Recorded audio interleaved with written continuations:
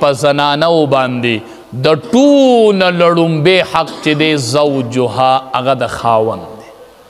په زنانه ذات چې واده شي د ټولو لړومبې حق په هغې د خاوند دی. د پلار حق به وروستوي، د مور حق به وروستوي او د خاوند حق په مخ کې چې کله زنانه واده شي لړومبې حق به د خاوني. د پلار نه بم د خاوند حق مخ کې، د مور نه بم د خاوند حق مخ کې چې کله زنانه واده شي لړومبې حق دا به د خاوني. او قیامت کې به الله لړومبې تپوسم د مانځه، دویم عن بعلها د خاوند کې. لړومبې به د مانځه کوي او دویم به د خاوند کوي. نبی کریم صلی الله علیه وسلم فرمائی لو کنت آمر احدا ان یسجد لأحد لامرت المرأة ان تسجد لزوجها. کما حکم کولے چې یو تن دی بل تن ته سجده وکړي او دا روا وی، سجده بنده ته روا وی، لامرت المرأة ان تسجد لزوجها، ما به ښځې ته حکم کړی چې ته خاوند ته سجده لګوه. که دا سجده روا وی غیر الله ته، ما به ښځې ته حکم کړی چې خاوند ته سجده لګوه. د دې نه د خاوند حق معلومیږي چې دا څومره لوی حق دی.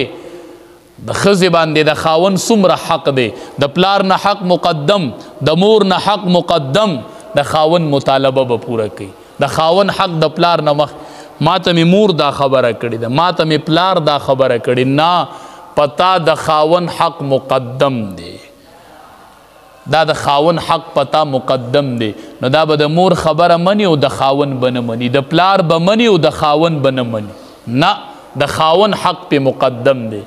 او نبی کریم صلی الله علیه وسلم او فرمایل وی په نارینو باندې د ټول لړومبې حق چې دی هغه د مور دی. په نارینو کې حق لړومبې ګوره د امام الانبیا ډېرې قیمتي خبرې دي که نه. ګوره ښځه به د خاون اطاعت لړومبې کوي او خاون به د مور اطاعت لړومبې کوي.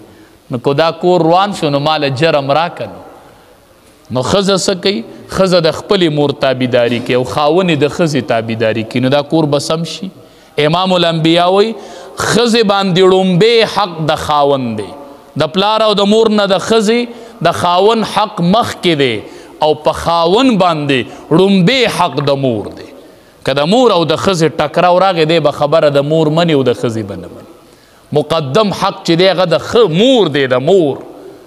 نو نن خاون مور ته مور نه وایي، نو د مور خبره مني، د مور خبره مني، د مور خبره مني.